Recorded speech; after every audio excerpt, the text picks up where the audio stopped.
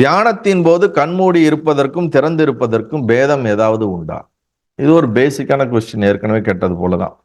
தியானத்தின் போது கண்மூடி இருப்பதற்கும் திறந்திருப்பதற்கும் பேதம் ஏதாவது உண்டா அப்படின்னா, பகவானுடைய பதில் படிச்சுட்டு அப்புறம் நம்ம சொல்றேன். கண் மூடி இருக்குங்கால் மனம் ஓடிக்கொண்டே இருக்கலாம், அதிகமாகவும் ஓடலாம். நினைவுக்கு இடம் கொடுக்காது இருத்தலே முக்கியம். நினைப்பின் மூலத்தை உறுதியாக நிற்றால் கண் திறந்திருப்பினும் மனம் வெளிமுகப்பட்டு ஓடாது. அதாவது அவர் என்ன சொல்றாருன்னா, கண்ணு திறந்திருந்தாலும் கண்ணை மூடி இருந்தாலும் நினைவுகளுக்கு இடம் கொடுக்காமல் இருப்பதுதான் முக்கியம். இந்த நினைவுகள் எங்கிருந்து வருகின்றன என்று அந்த மூலத்தை பார்ப்பதுதான் முக்கியம். கண்களை திறந்தே இருந்தாலும் எண்ண ஓட்டங்கள் வெளிமுக போகாமல் அந்த மூலத்திலேயே நீ இருப்பதுதான் முக்கியமே தவிர அது திறந்திருக்கிறதா கண் மூடி இருக்கிறதா என்பது கிடையாது அப்படிங்கிறார். இன்னும் பிராக்டிக்கலா நம்ம புரிஞ்சுக்கிற மாதிரி சொல்லணும் அப்படின்னா, நமக்கு கண்ணு திறந்திருக்கும் போது நம்மளுடைய அவேர்னஸ் இந்த சக்ஷு, இந்த இந்திரியத்தின் வழியாக வெளி உலகத்தை அப்சர்வ் பண்ணி டேட்டா உள்ள போயிட்டே இருக்கும் பொழுது நம் மனம் அதிகமாக வெளியில இருக்கக்கூடிய, இப்ப நீங்க என்ன பார்த்துட்டு இருக்கீங்க, நீங்க பின்னாடி கிருஷ்ணர் சில இருக்கு, இது ஏதாவது ஒரு டேட்டா உங்களுக்குள்ள ஓடி போய் என்ன பண்ணிட்டே இருக்குது, ஃபங்க்ஷன் ஆகிட்டே இருக்குது. அப்ப திங்கிங்க்கு நீங்க உங்க அவேர்னஸ் இடம் கொடுக்குது, அதை ரிப்பீட்டடா திங்க் பண்றதுக்கான ஆப்பர்ச்சுனிட்டி நிறைய கிரியேட் ஆகிட்டே இருக்குது கண்ணை திறந்து இருக்கும் பொழுது. கண்ணை நீங்க தியானம் பண்ணும்போது கண்ணை மூடும் பொழுது வெளியில இருந்து வரக்கூடிய டேட்டாவை நீங்க என்ன பண்ணிடுறீங்க, மேனுவலா நீங்க அரெஸ்ட் பண்ணிடுறீங்க. சரி, அப்ப அந்த மனம் ஆக்டிவா இருக்குது அப்படிங்கும் போது உள்ள இருக்கிற டேட்டாவை அதை கிண்டிலிங் பண்ண ஆரம்பிக்குது. அப்ப உள்ள இருக்கிற டேட்டா நமக்குள்ள திற மாதிரி ஓடிக்கிட்டே இருக்கு. இப்ப வெளியில இருந்து ஒண்ணு வரல, அப்ப உள்ள இருக்கிற பழசு, கண்டது, கழியது, கடந்த காலம், நிகழ்காலம், எதிர்காலம் எல்லாத்தையும் போட்டு ஏதாவது ஒண்ணு சொல்லிக்கொண்டே இருக்கிறது. அப்ப இந்த இடத்துல என்னன்னா, உன்னுடைய உணர்வு ஆனது வெளிநோக்கி போகும் வண்ணம் இருந்துச்சுன்னா அது கண்ணை திறந்து இருந்தாலும் மூடி இருந்தாலும் நினைவுகளில் இடம் ஓடிக்கிட்டே இருக்கும். இப்ப இங்க இவர் என்ன சொல்றாருன்னா, இப்ப என்ன வித்தியாசம் அப்படின்னு கேட்கும் பொழுது, இது ஜென்ரலா தியானம் பண்ணும்போது கண்ணை மூடி இருந்தா வெளியில இருந்து கண்ணை திறந்து இருக்கிறதோட கொஞ்சம் எண்ணம் குறைஞ்சாலும் கொஞ்ச நேரத்திலே உள்ளுக்குள்ள அதிகமா எண்ணம் ஓட ஆரம்பிச்சிடும். கொஞ்ச நேரம் கம்மியா இருக்கிற மாதிரி இருக்கும், அப்புறம் பாத்தீங்கன்னா உள்ளுக்குள்ள பயங்கரமா ஓட ஆரம்பிச்சிடும்.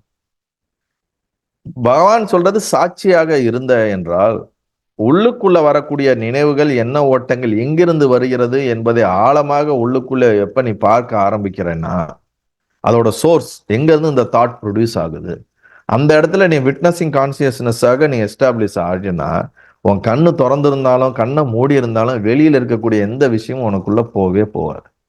உன்னுடைய அவேர்னஸ் ஃபுல்லா உன்னுடைய சோர்ஸ்ல எஸ்டாப்ளிஷ் ஆகிட்டு இருக்கும். அப்ப கண்ணை திறந்திருந்தாலும் சக்ஷு வேலை செய்யாது. நல்லா புரிஞ்சுக்குங்க. பல நேரத்துல நீங்களே ஏதாவது வேலை செஞ்சுட்டு இருப்பீங்க, டிவி பார்த்துட்டு இருப்பீங்க, கண்ணு திறந்து பார்த்துக்கிட்டே இருக்கும், மனசு எங்கேயோ இருக்கும். கண்ணு பார்த்துக்கிட்டே இருக்கும், மனசு எங்கேயோ எங்கிட்டே இருக்கும். அப்போ உங்களுடைய உணர்வு உங்களுடைய இந்திரியம் வேலை செய்யுது, கண்ணு திறந்து இருக்குது. ஆனா உங்களுடைய கான்சியஸ்னு சொல்லக்கூடிய அந்த இண்டிவிஜுவல் கான்சியஸ்னஸ் வேற எங்கேயோ இருந்துச்சுன்னு வச்சுக்கோங்க, மனம் அது வெளியில இருக்கக்கூடிய டேட்டா உள்ள வராது. அப்ப உங்க மனம் எங்க குவியுதல் அப்படிங்கறதுதான் முக்கியம். இப்ப இந்த இடத்துல அவர் என்ன சொல்றாரு, எண்ணங்கள் உற்பத்தி ஆகிற இடத்திலேயே உன்னுடைய மனம் உள்நோக்கி திரும்பி கான்சியஸ்னஸ்ல அது எஸ்டாப்ளிஷ் ஆகும்போது, ஈவன் கண்ணு திறந்திருந்து நீ உட்கார்ந்து இருந்தேனா கூட, வெளியில இருக்கிறவங்க எல்லாம் நீ கண்ணை திறந்து உட்கார்ந்துட்டு இருந்தேனா கூட உனக்கு எந்த விஷயமும் வெளியில இருக்கிறது உள்ள போகாது. 5 புலன்கள் வழியாக எந்த விஷயமும் உள்ள போகாது.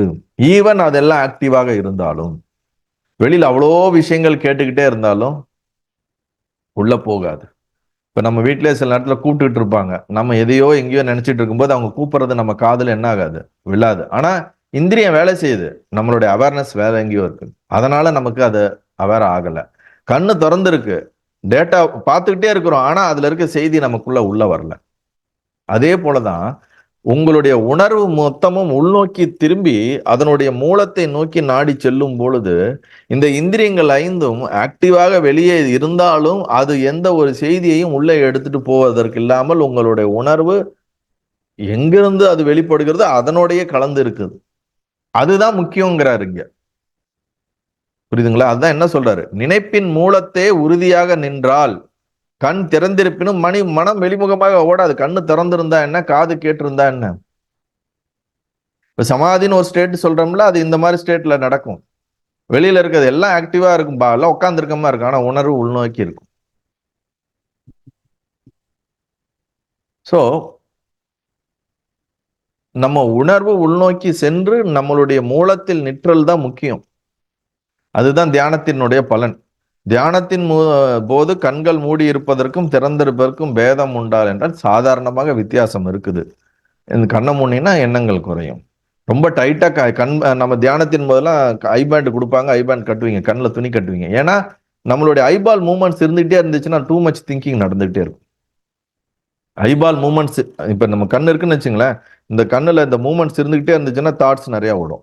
நம்ம கொஞ்சம் துணி கொஞ்சம் டைட்டா கட்டும் போது பிசிக்கலா நம்ம இந்த ஐபால் மூவ்மெண்ட்டை லைட்டா ப்ரெஷர் கொடுத்து இது பண்ணும்போது தாட் ஃப்ளோ ஸ்பீடை வந்து நம்ம மேனுவலா என்ன பண்றோம், கொஞ்சம் ரெடியூஸ் பண்றதுக்கான ஒரு வாய்ப்பு இருக்கு.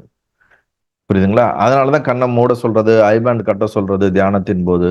இப்ப கண்ணை மூடும்போது நேச்சுரலா வெளியில இருக்கிறது உள்ள ஓடும், உள்ள இருக்க ஓடுறதையும் நம்ம அவேர்னஸா பார்க்க பார்க்க அதுவும் குறைய ஆரம்பிக்கும். ஆனா சில பேருக்கு கண்ணை மூடி உட்காந்தோன்னா உள்ளுக்குள்ள நிறைய எண்ணங்கள் உற்பத்தி ஆனவொன்னே பயந்துட்டு தியானத்துல இருந்தே எந்திரிச்சிருவாங்க. ஐயோ, கண்ணை மூடி உட்கார்றது அது நம்மளால முடியாதுப்பா. அது இனிஷியலா ரொம்ப பயன்படுத்தும், ரொம்ப எல்லா விதமான குப்பைகள் எல்லாம் வெளியே கொட்டும். அந்த குப்பைகள் எல்லாம் வெளியே கொட்டும் போதும் அதுல வந்து நம்ம கொஞ்சம் சாட்சியாக இருந்து அதை அந்த இடத்துல ஒரு வைராக்கியத்தோட அதை கடக்கணும். அந்த ஒரு பாயிண்ட் தான் ரொம்ப முக்கியம். அந்த எண்ணங்களை எல்லாம் சாட்சியாக பார்த்து பார்த்தோம்னு வச்சுங்களேன், அப்படியே அது வந்து அலை எழுந்து அடங்குவது போல, கடலில் எவ்வளவு பெரிய ஒரு அலை எழுந்து அடங்குவது போல நம் மனதில என்ன அலைகள் உற்பத்தியாகி மீண்டும் அது எங்கு எழுந்ததோ அங்கே போய் அடங்கிவிடும். இப்ப எவ்வளவு என்ன அலைகள் எழுந்து அடங்கினாலும் அது அடங்கிவிடும் என்ற அந்த ஞானத்தோடு நாம் அமர்ந்திருந்தோம் என்றால் எல்லா எண்ண அலைகளும் ஒன்றன் பின் ஒன்றாக ஒன்றன் பின் ஒன்றாக வந்து வந்து அடங்கி அடங்கி போகும்.